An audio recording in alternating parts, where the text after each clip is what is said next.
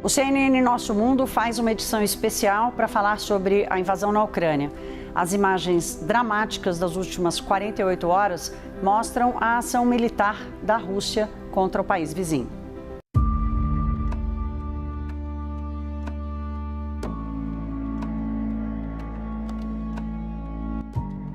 Yeah, I think it's relatively safe at the moment. Look, I've got a... Oh.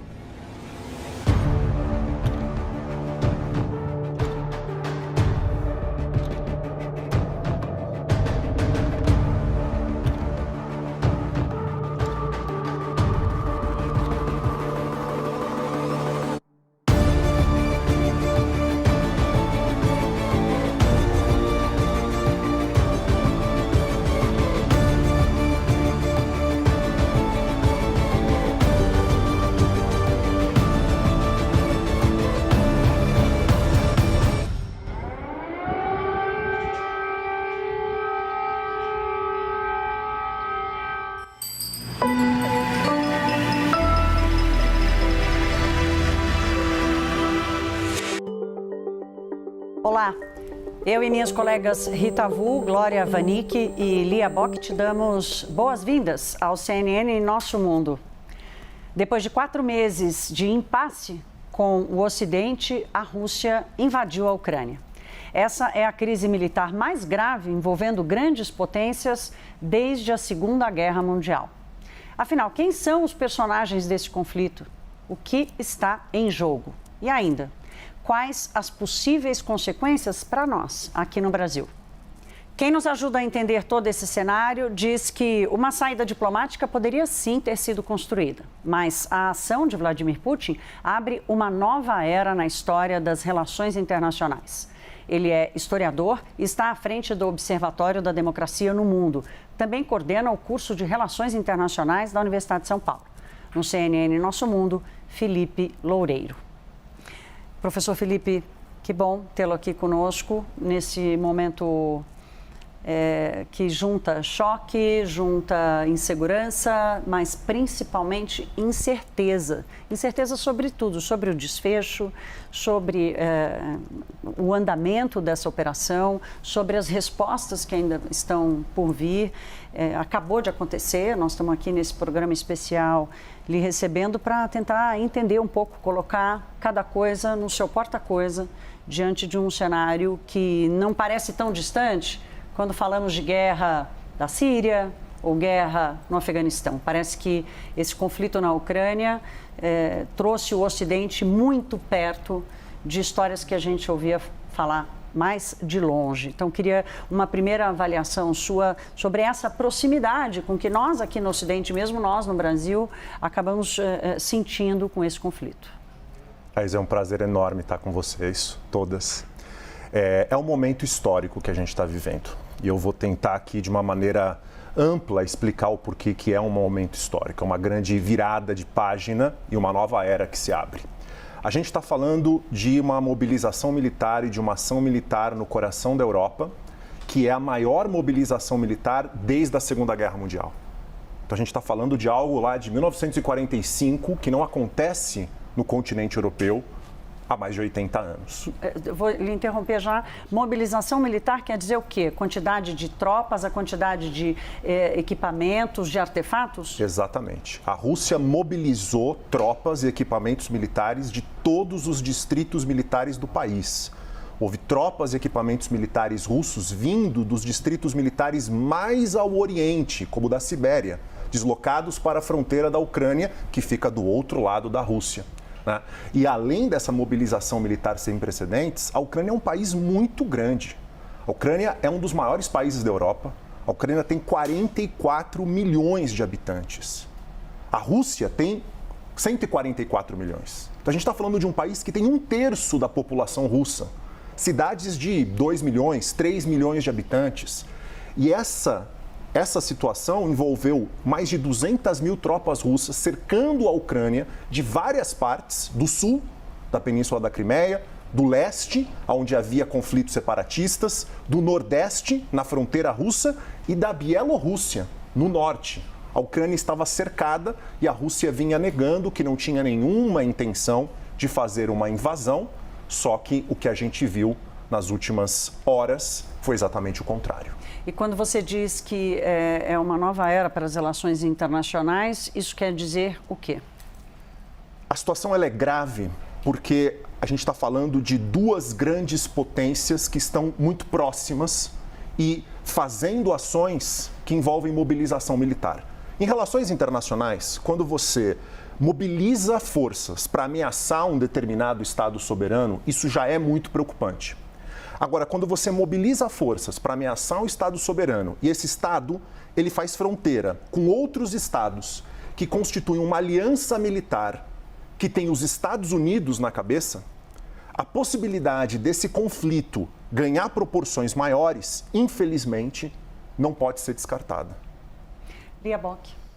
Felipe, em resposta a uma jornalista do Sky News, o Putin falou que as intenções dele nessa guerra, nesse conflito, era manter o Ocidente, mais especificamente, né, os Estados Unidos, longe da Rússia. E ele disse que ele estava se sentindo ameaçado por essa proximidade. Tem até aí algumas fotos circulando sobre as bases, né, americanas em volta ali da Rússia. O quanto esse discurso é verdadeiro e o quanto isso é um medo militarizado, né? Assim, dá para a gente acreditar nessa justificativa?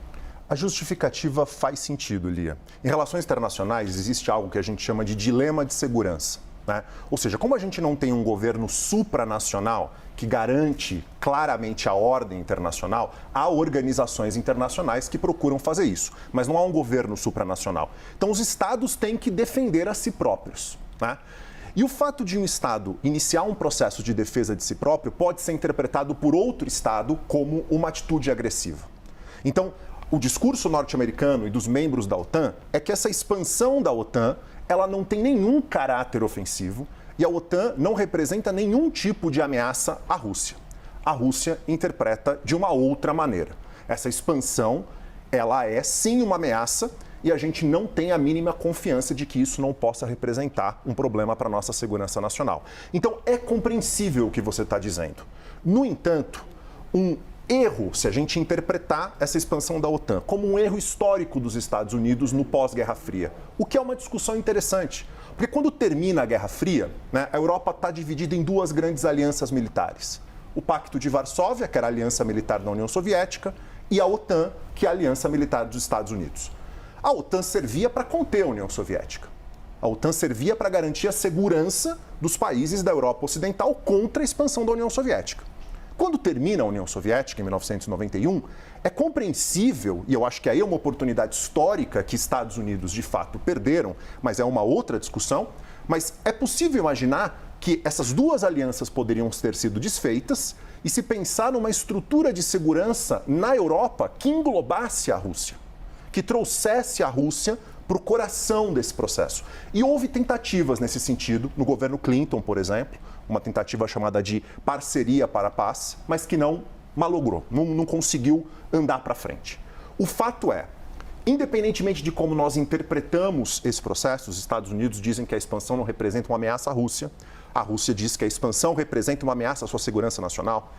A forma como Putin agiu, ameaçando militarmente um Estado soberano que a própria Rússia reconheceu em tratado internacional, ratificado pela Rússia e pela Ucrânia como um Estado legítimo e que a integridade territorial desse Estado deveria ser respeitada, isso não se justifica. A gente não pode pegar um suposto erro, e há interpretações diferentes, a gente pode falar de um equívoco ou não, eu estou aberto para discutir, com algo que é claramente uma violação do direito internacional, claramente uma violação da integridade territorial da Ucrânia, que é o que o Putin, infelizmente, fez agora. Glória. Felipe, eu queria entrar um pouquinho na sua seara, inclusive, que é a da história, para a gente entender o que acontece. A Ucrânia e a Rússia são povos, né? Os povos ucranianos e o ucraniano e russo são povos que surgiram de uma mesma origem, inclusive ali na Ucrânia, isso ali do século IX até o século XII. Depois veio a invasão dos mongóis, mais 2 séculos por ali. Depois, aí começaram os czares na Rússia, né? E a Ucrânia ficou ali sob vários governos, os otomanos, os austríacos, enfim. Depois de toda essa história, ainda passaram, estou falando da população, ainda passou por Hitler, antes disso passou por Lenin. É uma população muito sofrida, é uma população que nunca tinha tido seu próprio Estado até 1991, quando conseguiu a sua independência. Hoje, o povo ucraniano aparentemente não quer um conflito, uma coisa maior. Eles estão preparados para enfrentar um conflito até longo com a Rússia, na situação em que a população está hoje? Eu vou começar respondendo a tua importante questão falando exatamente da seara histórica, né? Dizer como o Putin afirmou, Putin fez 2 discursos longos, um na segunda-feira, né? E outro foi feito recentemente, antes do conflito começar, né? Que foi, na verdade, a declaração do próprio conflito. A tese do Putin a Ucrânia é uma entidade artificial. A Ucrânia não existe como um país, né? No fundo é isso que ele está dizendo. Quem criou a Ucrânia foi a União Soviética. Quando a União Soviética foi formada, os bolcheviques dividiram, né, o que era o Império Russo em repúblicas, né, e deram esse território para o que supostamente seria uma nação ucraniana. Mas que, na concepção do Putin, não existe uma nação ucraniana. O que existe é uma nação pan-russa, tá? Essa nação pan-russa tem como origem, como você bem pontuou, Glória, lá no século IX, né, Kiev como a cidade em que supostamente teria surgido o primeiro Estado eslavo oriental. E ela é crucial porque ali se dá o batismo, né, ou seja, o início da introdução do cristianismo ortodoxo, que vai ser uma das marcas do nacionalismo russo. Então, para o Putin, a Ucrânia é Rússia.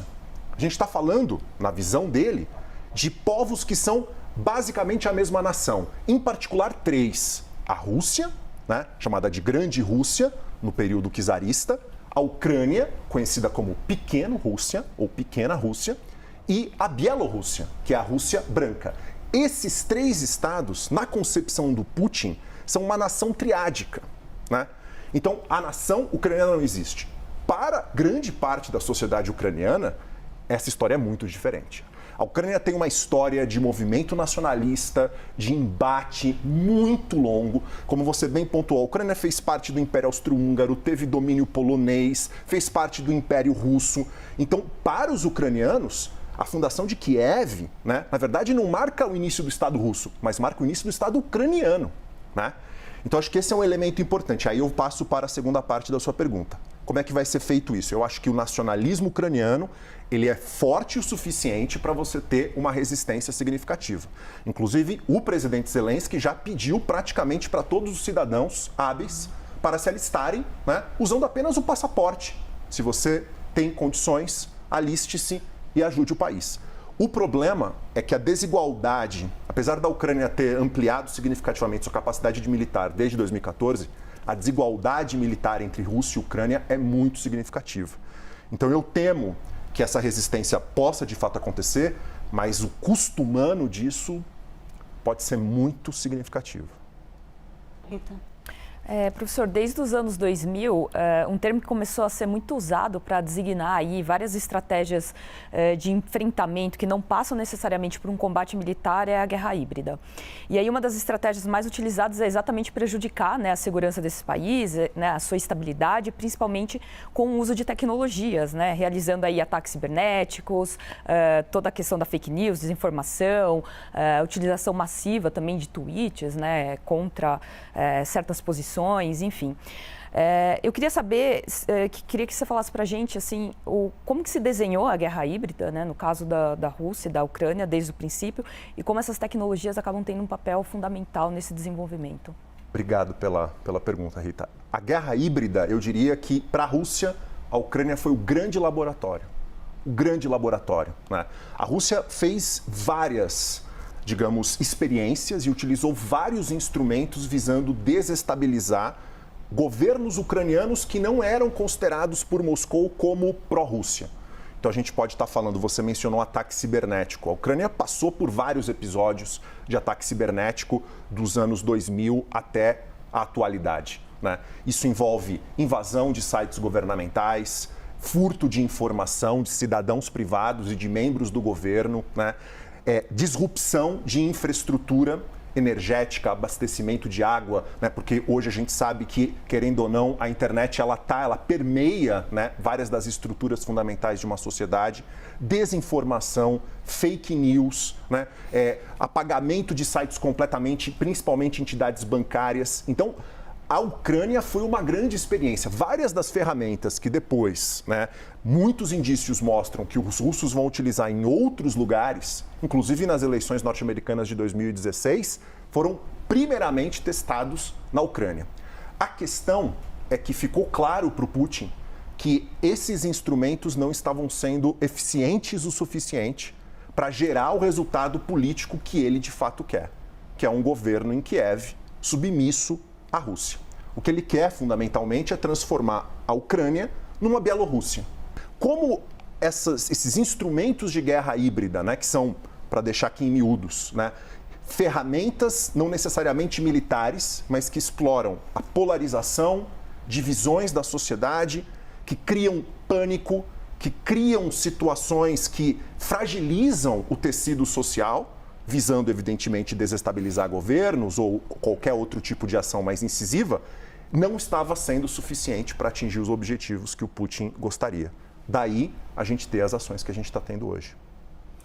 Felipe, você sabe que ouvindo todas as suas respostas, eu fico escutando assim, Putin, Putin, Putin, Putin e o resto do mundo. E tudo que a gente tem acompanhado, toda a cobertura, enfim, o aprendizado, né, que nós estamos lidando aqui com essa situação, tem que levar em consideração o fato de a gente ter um líder, um autocrata, num país que é a maior potência nuclear do mundo, que praticamente ele é tudo, ele é a Rússia hoje, né?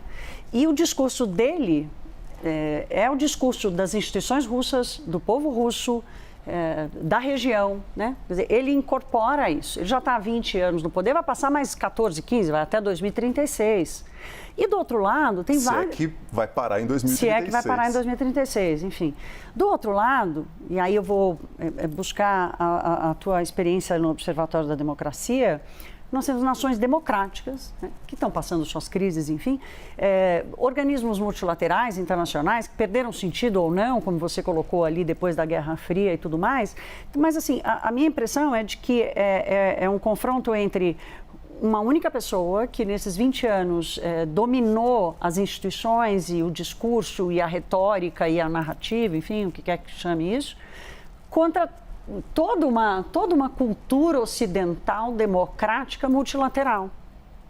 Como encontrar o equilíbrio analítico de análise disso, inclusive de registro histórico desse momento, em que você tem esse desequilíbrio da identidade do confronto?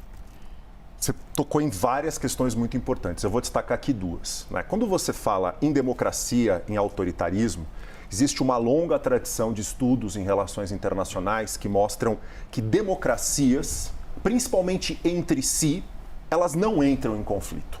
Ou dificilmente você vai ter uma situação de conflito entre democracias. E aí a razão disso, né, tem várias razões, mas uma razão evidente não só é o fato de você ter governos eleitos que têm que responder à sociedade, né? Você tem divisão de poder dentro da sociedade que torna decisões monocráticas muito mais difíceis. E você tem sociedade civil, opinião pública, que em geral, se você pergunta para qualquer cidadão, qualquer cidadã, as pessoas não querem entrar num conflito, né? É a última coisa do mundo que as pessoas querem. Então, o fato de você ter essas características em regimes democráticos dificulta demais que regimes democráticos assumam posições agressivas. Um regime autocrático, o perigo é o contrário, né? É uma simplificação quando a gente fala Putin, Putin, Putin. Porque o Putin ele representa um establishment da antiga União Soviética que não aceitou o fim da União Soviética e, mais do que não aceitou o fim da União Soviética, considera que o período Gorbachev, principalmente, final dos anos 80, foi uma catástrofe, né? E houve tentativa, inclusive a União Soviética termina em dezembro de 1991, depois de uma tentativa de golpe que acontece em agosto de 91 para tirar o Gorbachev do poder. O Putin representa esse grupo, que entende que a União Soviética nunca deveria ter deixado seu status de grande potência, nunca deveria ter deixado a Europa Oriental sair da esfera de influência soviética da forma como saiu e muito menos que a União Soviética se desintegrasse em 15 repúblicas autônomas, 15 repúblicas independentes. Então o Putin, ele representa um establishment, ele não está sozinho, mas você tem razão que ele concentra uma quantidade enorme de poder nas mãos dele. E essa crise toda mostrou isso de maneira muito clara. As cenas no Conselho de Segurança Nacional russo, o Putin falava, né, e quem tentava minimamente discordar era, na hora, retirado, cortado, né? Então, há uma concentração muito significativa de poder nas mãos de uma pessoa só. Isso é extremamente perigoso. E aí a gente tem que ficar discutindo e tentando adivinhar as intenções dessa pessoa para compreender quais são os rumos que a Rússia vai tomar nesse conflito. Nesse caso, um rumo trágico para as relações internacionais e para a Europa. É literalmente tentar adivinhar o que passa na mente de Putin. A Lia Bock vai deixar uma pergunta, provocação para o nosso próximo bloco, Felipe. Eu quero falar um pouco do Brasil nessa história toda. Vou segurar a aguinha aqui porque é hora de fazer uma pausa. Na volta, o CNN Nosso Mundo segue a entrevista com o historiador Felipe Loureiro. Até já.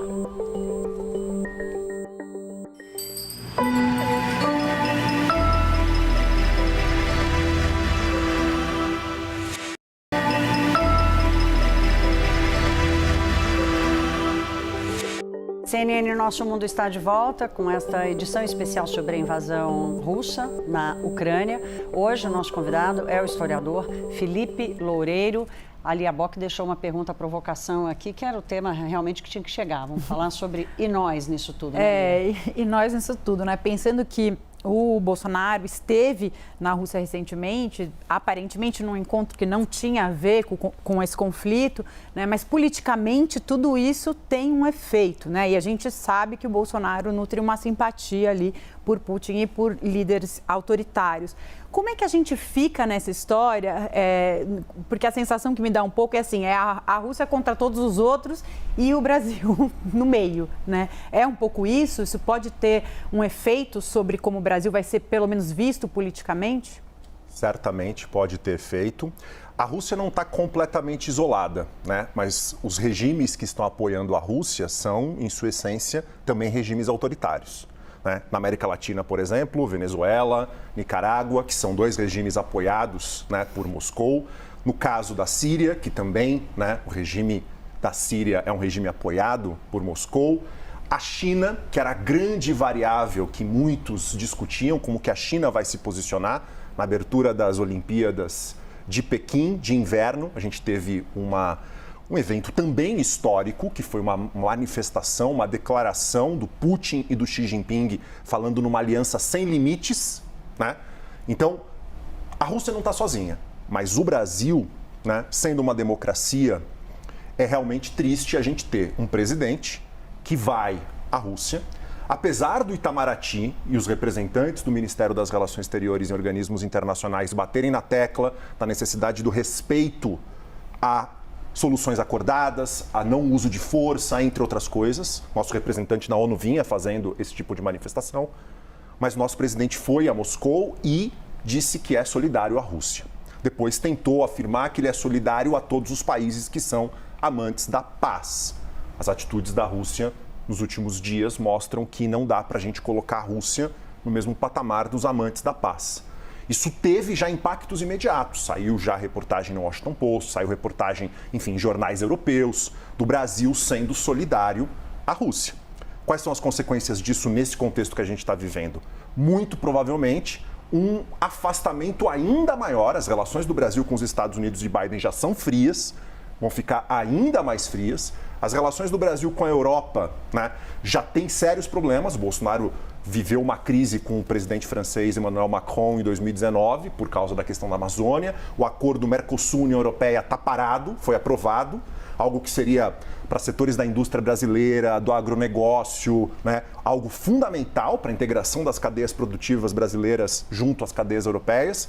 Então, isso pode gerar consequências diplomáticas sérias para o Brasil. O Brasil, por exemplo, está tentando entrar na OCDE com apoio norte-americano. Isso pode ter implicações. O Brasil é um aliado prioritário ex-OTAN. Ganhou esse status durante a administração Trump, quando o Bolsonaro, né, era absolutamente vinculado aos Estados Unidos, mas não aos Estados Unidos em si. ao trumpismo, na verdade, ao Trump, e muito mais ao Trump do que aos Estados Unidos. Então as consequências realmente podem ser sérias, a depender de como o Brasil vai se portar, né? Ou seja, o Brasil hoje mantém a posição que não é solidária à Rússia, mas ainda não denunciou, pelo menos até o momento, né? Não denunciou claramente a Rússia como agressora. Isso pode mudar e, ao mudar, evidentemente, a gente vai ter uma nova situação, mas temos que observar.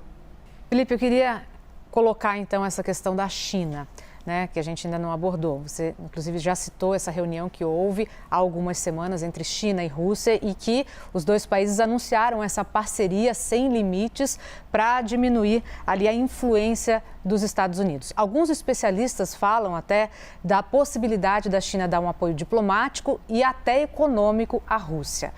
Como ficaria essa parceria entre China e Rússia com esse apoio econômico diante da situação em que nós estamos vivendo, mesmo com sanções da Europa ou dos Estados Unidos em relação à Rússia? A China daria esse apoio, esse suporte que a Rússia perderia dos outros países? Vou pegar uma carona aqui na Glória, porque na época da Guerra Fria, né, quando a gente via duas potências, a China não existia nesse tabuleiro. E hoje ela está ali no centro do tabuleiro e muito forte, né? É uma nova fotografia desse cenário. Eu diria ainda mais, a China, ela, quando existia no tabuleiro da Guerra Fria, ela era inimiga da União Soviética. A China passa a ter uma relação de rivalidade, de inimizade com a União Soviética muito profunda dos anos 60 para frente, e os Estados Unidos usam esse problema, né, na relação bilateral para se aproximar dos chineses, né? Ou seja, o Nixon faz aquela viagem famosa à China, etc. Mas pegando essa colocação importante que vocês fizeram. A China era a grande variável para a gente entender a capacidade de resiliência russa às sanções. A Rússia vem construindo, desde 2014, uma resiliência às sanções do Ocidente, tá? Desde que ela invadiu a península da Crimeia, na Ucrânia, né? Desde que ela começou a apoiar os separatistas russos daquelas duas repúblicas que o Putin acabou de reconhecer antes do início do conflito, Donetsk e Lugansk. Então, ela já vinha ampliando a sua resiliência. Como? Aumento de reservas internacionais, transações fora da área do dólar, que a grande questão é passar tudo por bancos que têm relação com o sistema financeiro internacional e o dólar como moeda de reserva internacional, etc. E substituição de importações, né? Diminuir a fragilidade da sua balança comercial. Só que isso por si só não é suficiente se as sanções que parece que virão, né? Tudo indica que a Rússia sofrerá sanções muito significativas pelo que ela fez. Acho que isso não é suficiente. Agora, se a China, e essa era a grande variável que eu comentava, apoiar a Rússia, primeiro que isso vai ser uma mudança em termos de placas tectônicas na geopolítica global absurda. Porque a Rússia e a China, apesar de virem se aproximando nos últimos anos, tem diferenças importantes, havia diferenças importantes. Então isso já seria uma mudança nas placas tectônicas da geopolítica global. E a China ajudando a Rússia a burlar as sanções, isso daria maior resiliência. O que a gente tem de indicação hoje? É o que parece que vai acontecer, né? A China critica os Estados Unidos por colocar fogo na crise, por fazer sanções. A China não denunciou a agressão russa diretamente. Então tudo indica que, mesmo que não seja explícito, né, a China não vai criar dificuldades para a Rússia e pode ser, né, um mecanismo importante para ampliar a resiliência de Moscou às sanções do Ocidente. Rita Vu. Professor, queria trazer de novo a questão de tecnologia. Acho que desde o lançamento em 2013 da teoria do drone pelo filósofo e pesquisador Grégoire Chamayou, que aborda, né, criticamente essas ações de ataques, eu venho prestando muita atenção nessa nova forma, né, de você ter aí veículos que não são tripulados, que são né, controlados à distância. Então, além da simetria que esse tipo de ataque, né, principalmente por drones, provoca, é muito forte. Eu lembro muito dos relatos de pessoas na Síria falando que só o barulho do drone, né, já causava um pânico imenso, né? E o quanto que esse tipo de ataque também traz questões legais e morais. Inclusive, a Rússia já vem utilizando isso, né, na Ucrânia, em 2014, na própria Síria também. E aí eu queria saber de você como que os drones, né, esses armados, eles estão criando aí uma nova forma de guerra, né? E como que a Rússia tem utilizado esse tipo de poderio? A Rússia utiliza drones tal como grandes potências o fazem, mas talvez ninguém mais do que os Estados Unidos deixam de utilizar. Os Estados Unidos são, querendo ou não, responsáveis por vários tipos de ataques, foram responsáveis nas últimas 2 décadas, principalmente, na região do Oriente Médio, Península Arábica, por ataques que resultaram, inclusive, em mortes de civis, né? E há hoje uma discussão séria nos Estados Unidos e o Pentágono assumindo responsabilidade sobre erros crassos que foram feitos de inteligência e ataque, né, contra populações que não tinham absolutamente nada a ver com o Estado Islâmico, com grupos terroristas fundamentalistas islâmicos e assim por diante. A questão da tecnologia e da guerra, o que me preocupa, e eu acho que os erros que os Estados Unidos realizaram, por exemplo, na Síria, né, em termos de mortes de civis que não tinham nenhuma relação com o terrorismo islâmico, primeiro, a desumanização da própria guerra, né?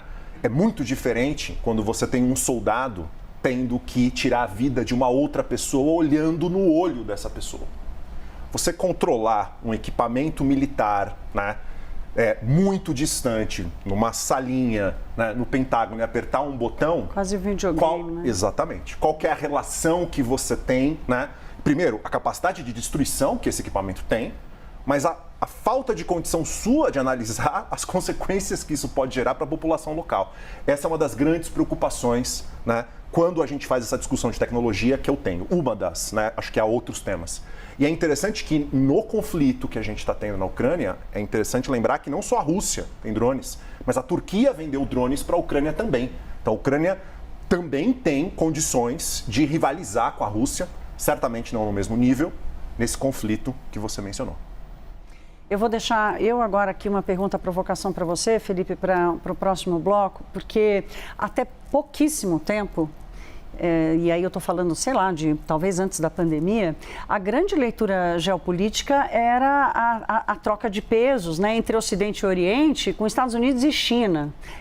Nós realmente ficamos surpresos com a potência de um conflito que surge como uma ameaça há 4 meses e que recoloca a Rússia com um poder de ameaça mundial, inclusive para interferir nesse equilíbrio Oriente e Ocidente, com repercussões que a gente não consegue nem medir. Então, quero entender um pouco isso, assim, por que a gente não prestou atenção, se realmente não teve sinal, mas pensa aí. Vou fazer que nem a Luciana Barreto, que não está conosco hoje, mas vou imitá-la aqui, segura a resposta, porque nós vamos fazer mais uma pausa e na volta a nossa conversa vai continuar com o historiador Felipe Loureiro. Até já.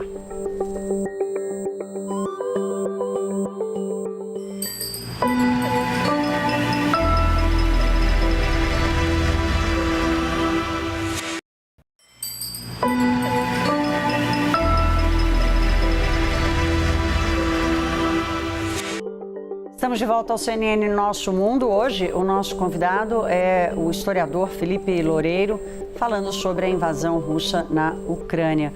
Felipe, eu deixei uma provocação aqui para você para entender se foi uma surpresa mesmo, de repente, esse conflito surgir com a Rússia no meio, sendo que a gente estava mais prestando atenção entre o que ia se dar da briga entre Estados Unidos e China. Poder e relações internacionais é uma questão complexa, mas que envolve a capacidade de um determinado ator exercer influência sobre outro. Agora, esse exercer influência sobre outro, ele depende de vários fatores, das condições e capacidades desse ator, mas também do local onde esse poder é exercido, quais são os atores que estão nessa disputa, né? Ou seja, a gente não pode pensar poder apenas olhando para a capacidade econômica única e exclusivamente, capacidade militar única e exclusivamente, tem que pensar integradamente no contexto. É como você chegar e falar, bom, vamos pensar num jogo de cartas, qual que é a mão de cartas mais interessante para eu ter? Como é que você pode fazer essa pergunta se você não sabe o jogo de cartas que você vai jogar? Uma mão no truco, ela é completamente diferente de uma ótima mão no pôquer, por exemplo. Por que eu estou te dizendo isso? Porque a Rússia, ela não é uma grande potência econômica. A Rússia tem praticamente o PIB do Brasil. A Rússia não é uma grande potência econômica. Mas a Rússia, ela tem capacidades de exercer poder, de projetar poder por várias razões. Principalmente no seu entorno geográfico. Então, por exemplo, o entorno geográfico da Rússia, especialmente os países da antiga União Soviética, toda a estrutura de eletricidade, de gás, de abastecimento de água foi construída durante a União Soviética. Então imagina o poder que um Estado tem de fechar a torneira, de fechar a oferta de gás no inverno. Percebe? A Rússia é uma das maiores potências nucleares do mundo. A Rússia, ela tem... E a Europa nesse meio, né? Morrendo de medo dessa torneira fechar. A Rússia tem um capital humano que vem da União Soviética muito significativo. Não é à toa que a Rússia é uma potência cibernética. Não é à toa isso. Tá? Então, quando você coloca isso, né, e além de tudo, é o maior país do mundo, fronteira com 14 países diferentes. Né? Então, quando você coloca tudo isso na conta e a forma como a Rússia usa comércio, energia e a sua capacidade militar, porque a Rússia, além de ser uma potência nuclear, ela é liderança em algumas áreas de produção de armas e equipamentos militares de ponta. Colocando tudo isso na conta, não é surpreendente que a Rússia seja uma grande potência em determinadas condições. E na Ucrânia, ela é, sim, e muito uma grande potência. Glória Vanik. Vamos lá, inclusive, você falando aí sobre essa questão da potência da Rússia, né? Ela herdou ali as ogivas nucleares da União Soviética, enquanto outros países como a Ucrânia entregaram ali os seus equipamentos, né, de herança e preferiram ficar sem. E aí hoje a gente vê aí a Rússia com mais quantidade de ogivas, estou falando em quantidade, não em qualidade, do que o próprio Estados Unidos, né? Mas eu queria puxar um pouco para as pessoas, para a população, para os refugiados. A Europa recebeu recentemente milhões de refugiados de guerras, principalmente ali da Síria, enfim, a gente vem acompanhando todo esse movimento de imigrantes. A Europa estaria preparada para receber uma nova onda de imigrantes agora da Ucrânia? Como é que está a preparação da Europa e como ficam essas pessoas? Certamente não está preparada, porque o fluxo que veio da Líbia, da Síria principalmente, já gerou efeitos na sociedade europeia muito significativos. Vou citar um que talvez é o mais importante: a polarização nas sociedades europeias, a xenofobia, o racismo e o fomento a determinados grupos de extrema-direita, alguns dos quais conseguiram ascender ao poder por causa, em parte, usando desse discurso xenófobo. Então, a Europa não está preparada, retomando, porque a Ucrânia é um país muito grande. Né? Tem projeções aí, Glória, de 5 milhões de refugiados. Isso é algo absolutamente sem precedentes na história recente da Europa. Né? Se você olha as cenas que a gente está assistindo agora das pessoas desesperadas tentando ir próximo à fronteira da Polônia, pegando a primeira coisa que pode, tentando pegar coisa no supermercado, pegando carro, filas nas rodoviárias, nas estações. Então, não está preparada e eu diria que as consequências do que isso pode trazer no corpo político europeu são imprevisíveis, porque vai ser um terremoto, tudo indica, se continuar o conflito da forma como começou, maior, muito maior em termos humanos, de deslocamento humano, do que o caso da Síria e da Líbia. Porque no caso da Síria e da Líbia há uma enorme dificuldade para se chegar no continente europeu. Na Ucrânia, né?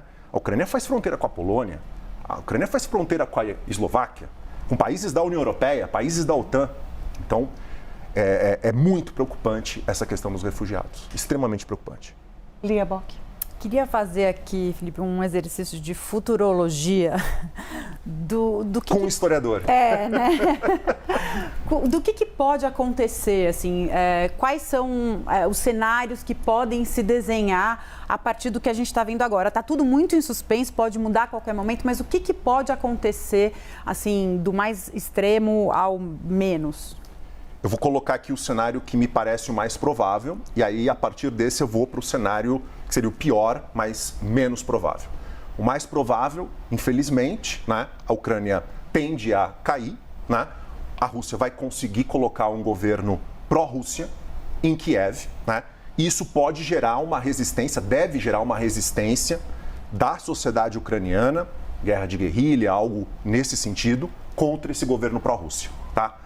Mas não vai escalar para além dali, porque para a própria Rússia não é interessante iniciar um conflito com os Estados Unidos, porque se invadir Polônia, se invadir países bálticos, todos membros da OTAN, aí a gente está falando de uma guerra entre duas superpotências. Lembramos Hitler, né? Não, aí já é impensável o que a gente está discutindo aqui, mas entra num outro patamar. Só que o problema, Lia, é que uma guerra... Aquele que começa a guerra, principalmente, até pode imaginar que sabe como a guerra começa. mas como ela termina, não. E você ter um país do tamanho da Ucrânia, né, com um governo pró-russo e a possibilidade da OTAN apoiar uma resistência ucraniana, porque isso está na mesa, há uma chance de transbordamento. E se esse transbordamento acontecer, lembrando que, por exemplo, entre a Bielorrússia e os países bálticos é uma fronteira minúscula. Se esse transbordamento acontecer, aí a gente pode estar falando, aí seria o pior cenário, e esse pior cenário ele tem várias gradações. Um cenário em um conflito que transborda para a OTAN pode ficar numa guerra convencional entre as duas superpotências, né? Ou seja, ambas sabem que se uma usar arma nuclear, teria consequências catastróficas. Então já seria uma catástrofe pensar numa guerra convencional, ou seja, sem uso de armas nucleares, entre as duas superpotências. E aí o pior cenário é transbordar para a OTAN e você ter não só o uso de armas e de forças tradicionais, mas também armas nucleares, que eu considero que seria um cenário realmente muito pouco provável. É isso que eu ia te mas a perguntar. gente precisa dizer, né, que a situação é uma situação tensa, como eu falava anteriormente, pela proximidade da Ucrânia com os países da OTAN. Nós ainda estamos muito longe do botão nuclear? Estamos muito longe. De Muito todos longe. os lados? Sim, muito longe. Muito longe. Não acho que o Putin seria, enfim, audacioso a ponto de iniciar qualquer tipo de ação nesse sentido. Felipe, nós estamos chegando aqui ao final do programa e eu queria fazer essa última pergunta para você, o seguinte: no que a gente deve prestar atenção? O que é importante para nós aqui de longe? Se quiser pensar sobre reflexos para o Brasil, por exemplo, agronegócio, a nossa dependência de fertilizantes, ou pensar para quem está preocupado com o ativo do mercado financeiro, para quem está muito preocupado com a questão humanista, qual é o foco que a gente não pode perder ao testemunhar esse conflito que está longe, mas ao mesmo tempo é o mais perto, com a maior violência que nós vimos nessa geração? O Brasil é um país continental, o Brasil é um país que compartilha fronteiras com vários outros países, temos relações pacíficas e muito boas com os nossos vizinhos, né? Então, felizmente, eu acho que essa questão de você ter desrespeito à integridade territorial não é algo, não está na pauta da América do Sul. Mas os efeitos econômicos do que pode acontecer em razão do conflito é sim algo que a gente tem que se preocupar. Porque a União Europeia e Estados Unidos vão iniciar um conjunto de sanções, a Rússia já prometeu fazer, né, resposta a isso, e aí a gente pode ter uma escalada desse conflito de sanções, né, entre os dois lados, que vai ter efeitos no preço da energia. Energia é fundamental para a infraestrutura de transporte, isso é um mecanismo capilar de fomento à inflação. Isso vai ter efeito, por exemplo, em commodities, né? Isso poderia ser visto como positivo para o Brasil, porque o Brasil é um grande exportador de commodities, mas o fato dos alimentos terem preços maiores, exatamente, né? Então, e uma recessão, né? Não podemos descartar uma escalada de sanções de ambos os lados, ataques cibernéticos da Rússia como resposta, e isso poder gerar A gente acabou de sair de uma situação econômica dramática por causa da pandemia. E agora a gente tem a possibilidade de ver outra situação dramática, a depender de como as coisas se desenvolvem. Então, eu acho que para o Brasil, essa é a grande questão. E para o mundo? Para o mundo é o fato de você ter um país soberano, ter desrespeitado claramente a integridade territorial de outro país, e isso, com certeza, vai deslegitimar a Organização das Nações Unidas. Nunca esqueçamos que o Putin fez o discurso que representou a declaração do início do conflito quando o Conselho de Segurança da ONU estava em sessão emergencial, no mesmo momento. Foi um manifesto anti-ONU que ele fez. Deslegitimidade da ONU e, evidentemente, a partir disso, os outros países vão começar também a se preparar militarmente com medo de um novo conflito. Corrida armamentista, eu acho que há muitos perigos nessa seara. Isso, Felipe, obrigada. Eu que agradeço. Por essa aula aqui, Não, essa noite. essas perguntas maravilhosas que vocês fizeram, fica fácil. O nosso programa com o historiador Felipe Loureiro já está disponível na íntegra no canal CNN Brasil Soft no YouTube. Time, obrigada. A gente queria fazer mais pergunta, mas não deu tempo. Mas, de qualquer forma, é um assunto que ainda vamos acompanhar muito aqui mesmo, na programação da CNN Brasil. E a gente se vê no próximo CNN Nosso Mundo. Até lá.